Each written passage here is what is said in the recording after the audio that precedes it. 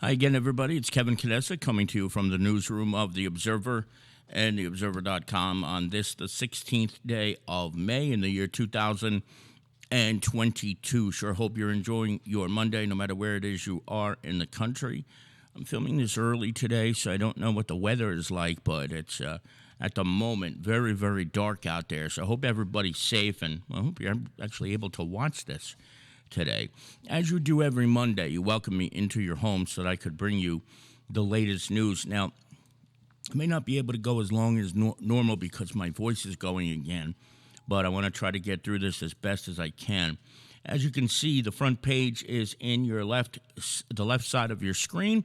3 front page stories this week. In Belleville, Mike Melham won big in his election last week, and he defeated his opponent, Steve Rovell, very, very handily by 1,000 votes or more, and the same for Naomi DePena and Tommy Graziano, who ran for township council in Belleville. So it was a clean sweep for Melham and his ticket in the election in Belleville, and we have a full recap of that in this week's edition of The Observer. So I hope you'll check that out, and congratulations to the mayor and to Naomi, of course, and to Tommy for their victories, which were resounding in number.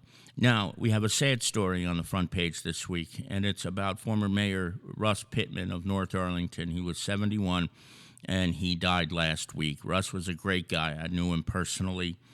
Born in Canada, raised here, and was a highly successful businessman, and was just an all-around great guy, just so easy to cover when he was the mayor of North Arlington. And he was mayor when I first got here at The Observer back in 2006. Lost a tough election to Pete Massa, and was a lame duck, unfortunately, at that time for him, when Pete beat him in the Democratic primary that year. And it was all about a word that many of you may remember if you're from North Arlington, NCAP. Remember that whole fiasco of a deal? Russ was behind it, but, that's not his legacy. He leaves behind a family, and he did so much for the community, not just as an elected official, but a Queen of Peace and so many other ways. So, sadly, Russ Pittman gone way too soon at the age of 71. Now, this next story is very intriguing because I have never heard about this, and maybe you have. Lisa's stepmom, Lisa Fiorenzo, our co-owner, was her stepmom was in the hospital, community hospital, down in Toms River 2 weeks ago. And when she was told she wasn't going to be able to see her primary care physician while she was hospitalized. And that is because now there are these things called hospitalists who deal with the primary care physicians. Lisa and I had never heard of it. Apparently my mom did.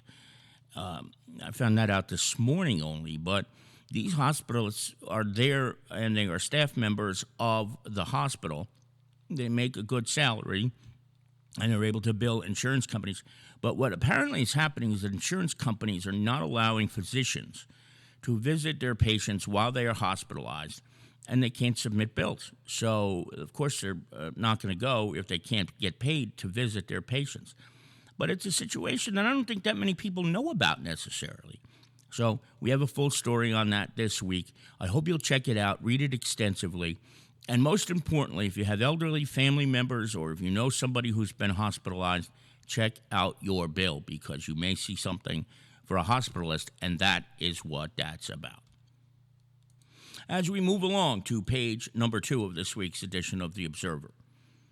This was something that happened 2 years ago. It was Joe Scarpelli and Mauro Tucci, 2 commissioners in Nutley, in the election, wound up literally with the same number of votes on Election Day. And while they could have probably prolonged this into something big, the 2 of them decided that they would instead split the mayoralty.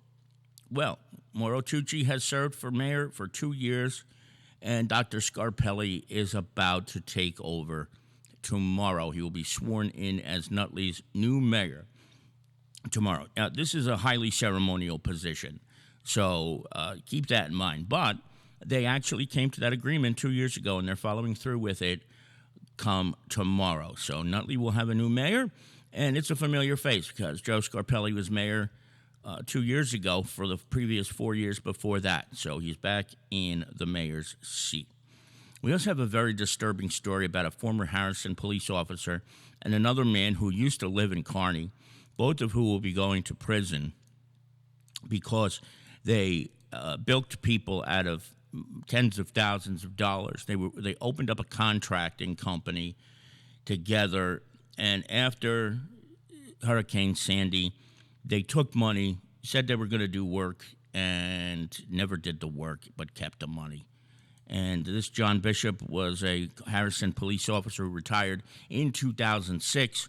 Haven't heard many good things said about him, but he's going to be behind bars for about 4 years, as is his cohort, who was a Kearney resident for a while. As we move on into this week's edition of The Observer, there is a car care section this week, so hope you check that out when you get a chance. And our Jason Bernstein has 4 sports stories this week, including Kearney High School defeating Harrison High School in the Hudson County Tournament to be county champions, a feature on the Bloomfield High School baseball team as well. He's got an athlete of the week from Nutley High. I'm not going to tell you who that is. And the Nutley softball team will be playing for the Essex County Championship later on this week. And another story. Did you know that Kevin Murphy, the assistant superintendent of the Kearney Department of Public Works, is now its interim director and superintendent? The person who was the superintendent didn't even last 2 years. He's taken a similar job in Bergen County, and Kevin will be back for at least a year as the interim superintendent. And I've known Kev for 25 years, one of the greatest people you'll ever know. And it's a shame he doesn't have the certificate, so he can't be this superintendent on a permanent basis, but he's a great guy, and he's right where he belongs. He's doing and will continue to do a phenomenal job as the superintendent of DPW. Don't forget, as we do every week, 2 full pages of classifieds. So if you're looking for an apartment for rent, if you're looking for a job, anything of that nature, you'll probably find it in our classified section this week. And if you need something notarized, don't forget, our Lisa Fiorenzo is now a notary public, and you can come make an appointment here at The Observer and get your paperwork notarized for a nominal fee. That's going to do it for this week's edition of The Observer Live. I want to thank each and every one of you for joining me and for dealing with my voice today.